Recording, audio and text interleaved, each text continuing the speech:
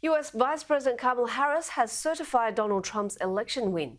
The usually routine affair has become a major national security event since a mob of Donald Trump supporters stormed the Capitol 4 years ago. Joining me now is Honorary Professor at the University of Sydney, Simon Jackman. Welcome to the show, Professor Jackman. So let's talk about the difference this year compared to 4 years ago. Does it matter that it's now a fairly orderly affair? Look, I think it's been a very helpful development relative to 4 years ago. You can't help but feel for Kamala Harris having to preside over, the certification of her being the loser of this election. But I think Democrats in particular were keen to set a statement. We might forget this, and it's certainly a footnote in history, but in 2016, there was a few rumblings from Democrats challenging or threatening to challenge the certification of Donald Trump, then Vice President Biden presiding over the certification of the vote, shut that down immediately. But I think this time around, Democrats were at great pains just to sit on their hands and let the process unfold, really keen on their part, at least, the scene to be the grown-ups. And I hope both sides of politics now setting sort of what will be a new norm, that you do not come after this. This is a ceremonial, the very formal ceremonial end of the election process.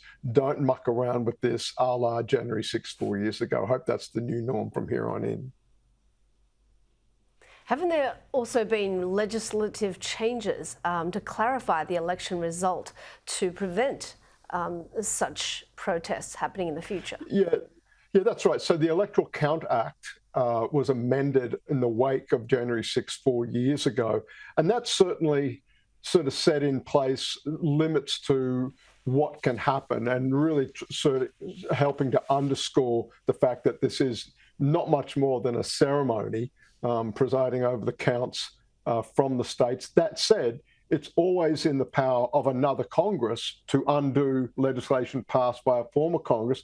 And there's nothing to stop members of Congress, making a spectacle on the floor, or, I think more critically, and this is what January 6th was about, political leaders themselves outside the Congress sending signals to their supporters that they ought to get up there and disrupt events, perhaps, inciting some sort of challenge, extracurricular challenge, if you will. So while it is a very helpful development to have those changes to the Electoral Count Act in place that formally bind what can and can't happen on the day, don't underestimate the ability of, or the incentives that some politicians might have to sort of grandstand around this issue. And what's key, I think, is not just the letter of the law, but the behavior of elected members of Congress and politicians, such as the incoming president or the outgoing president.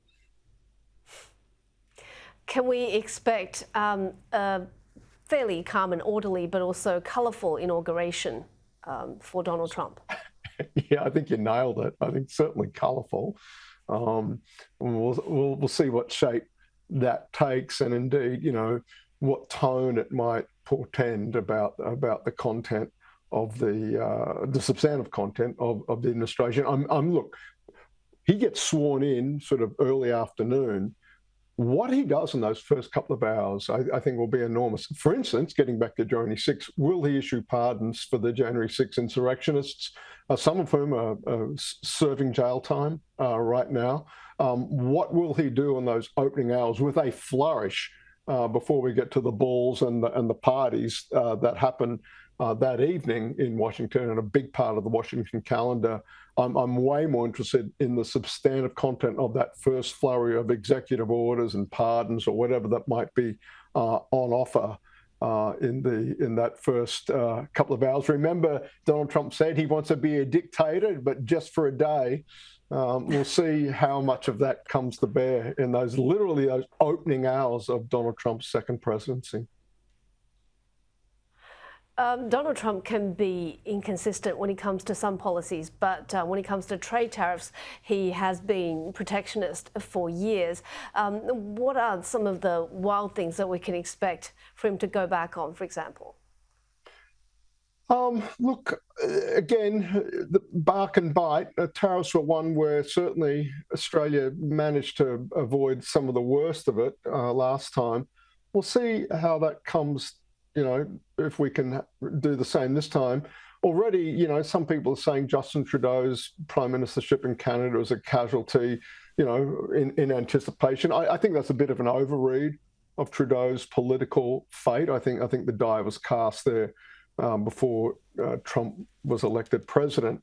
But I think it's sort of those countries that perhaps have more to fear. The long and the short of it from an Australian perspective is that we import more than we export to the United States. The United States is an important export destination for Australia, but we have way more important ones. And I think it's the knock-on effects that Australia is really concerned about.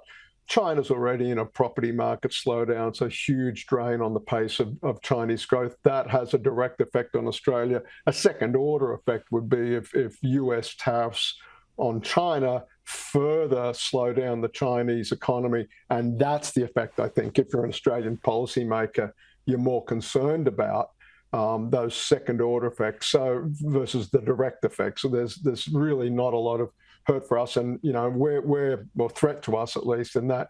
And indeed, we're the very model of a good ally, particularly the AUKUS deal, which sees us materially and substantively contributing to to the US industrial base. That's the kind of an ally Trump likes. We're not Canada.